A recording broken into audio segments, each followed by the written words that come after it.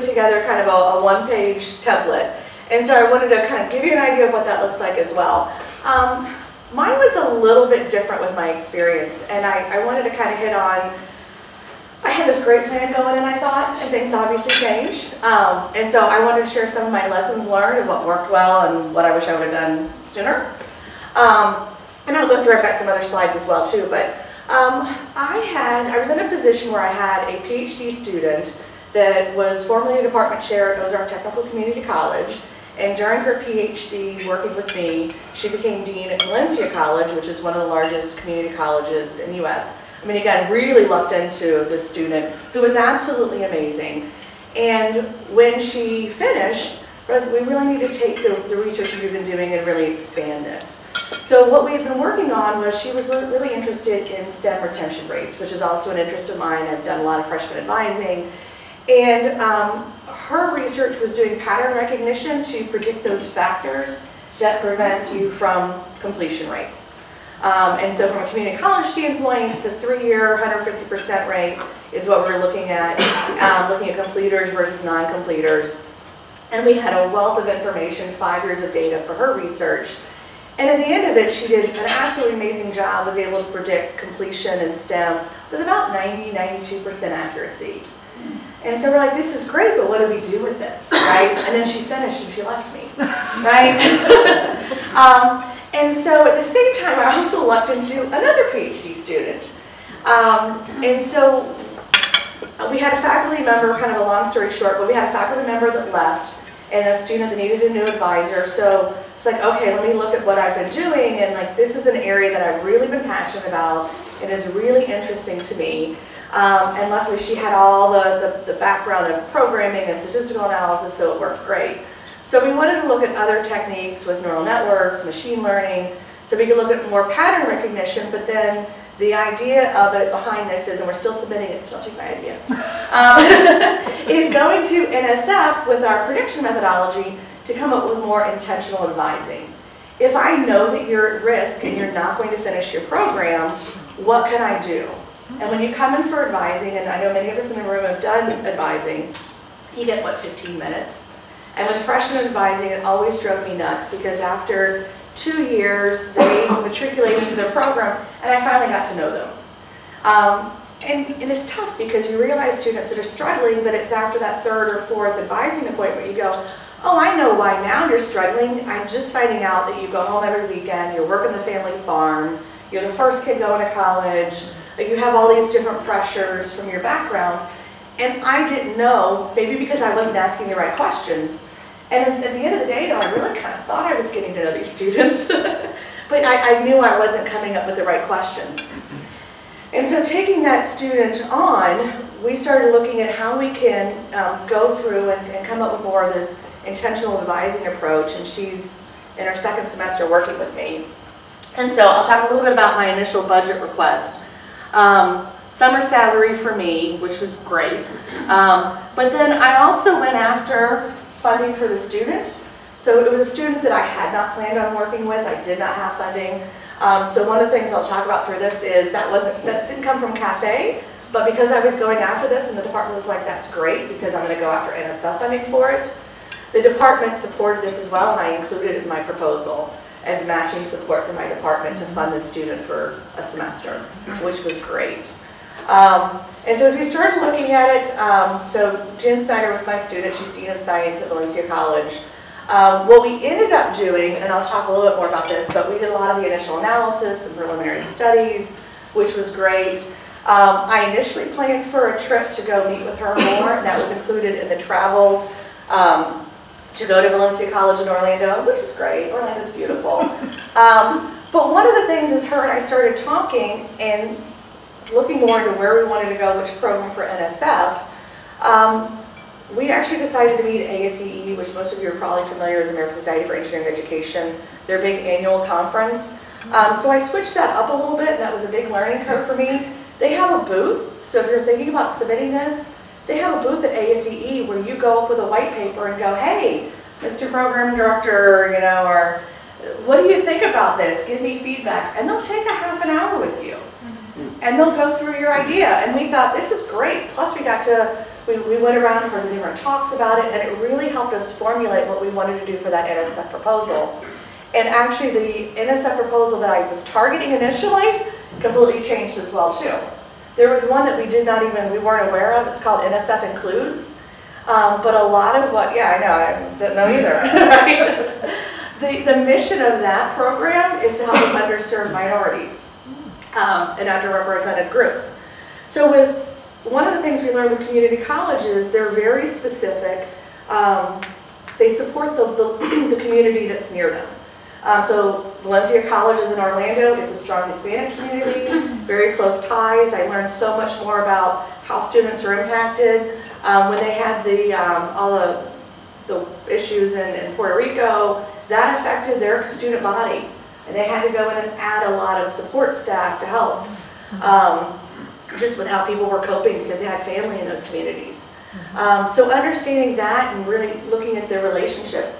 And one of the things we also realized was the model that we did for Springfield, Missouri is not the same model you would have in Orlando, right? And so that also formulated more of our research as we started going through for our proposal of how do we make sure that we come up with this model that it's flexible enough that you need to take your student data, your representation, but we also identified a lot more factors that we would not have considered otherwise without that group.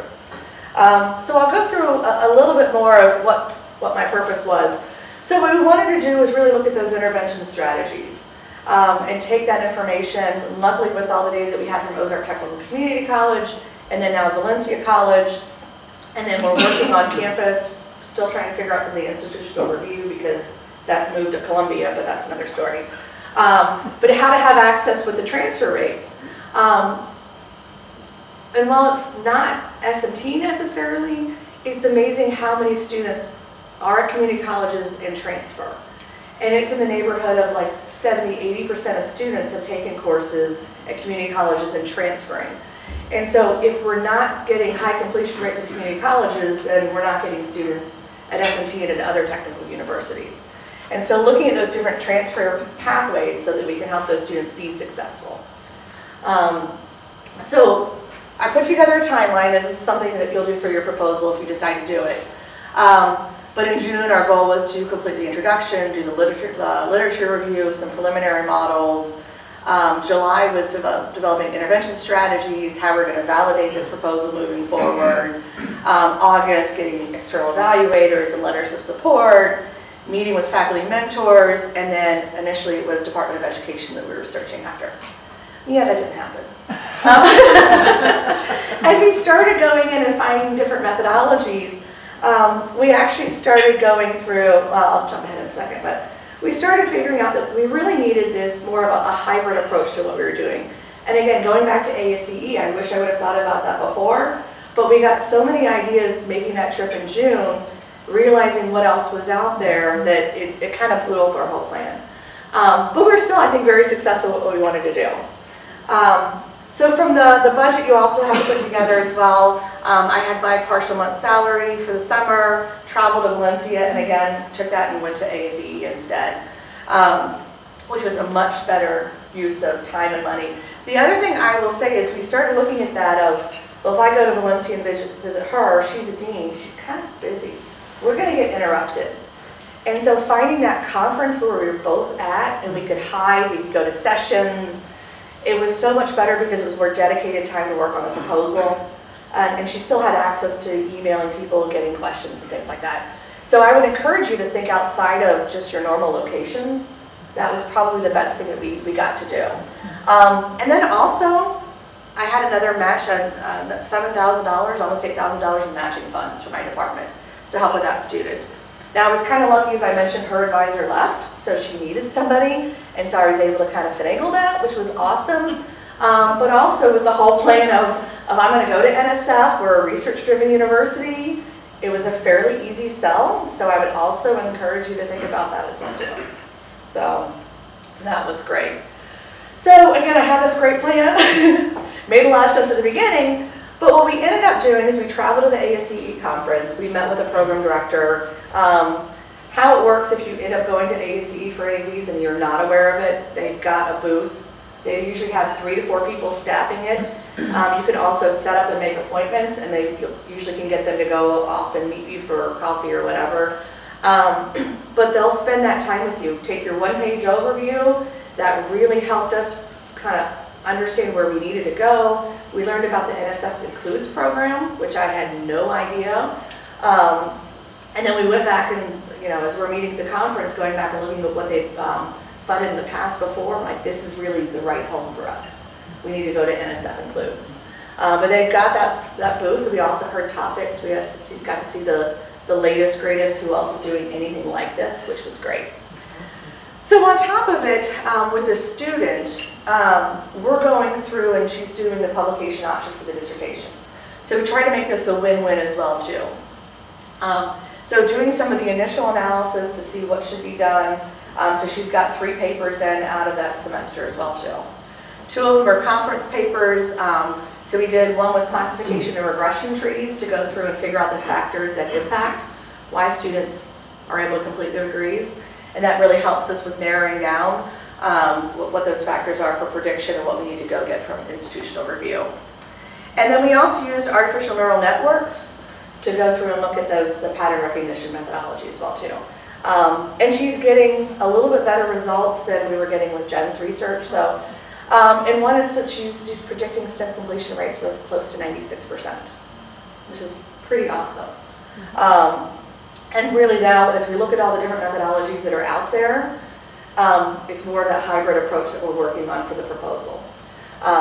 The other thing that she has is from the literature review. She looked at all the different aspects that were out there, really helped us compose that.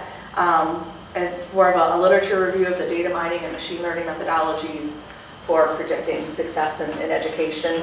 And we're taking that to the journalist in education, or we're also maybe looking at studies in higher ed.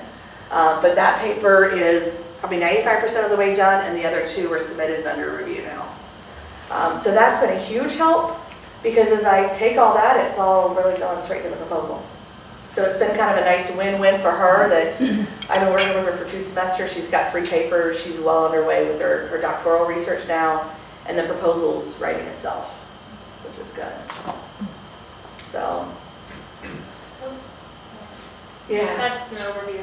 Right, actually that's more the overview to talk about, but I'll take some questions. I'm really excited. Actually, that's my first question. Oh. The mini sabbatical you went through, you did from June to October, that's 5 months. And the proposal said less than 2 months. How do you get by with it? I'll let you answer that, but I think the funding is more about you're going to find out in 2 months. We don't care. No. Okay. We're really interested in you identifying what's going to help you develop as a faculty member, and you define what that development is all about. And Beth's example here is a perfect example of us trusting you to make mid-course corrections that make sense. Yeah. We're not a funding agency that's going to sit there and say, did you spend plus or minus 5% in every category? No, forget that. We don't.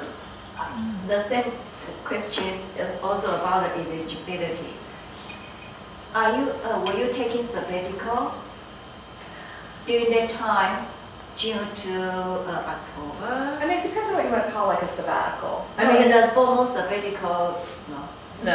No. I mean, I still was doing all my normal responsibilities over the summer. It just provided summer salary for me. So you still teach in that fall semester? Right, I still taught in the fall semester. I just used my portion, which was the $4,500, and I paid myself a partial month of summer salary.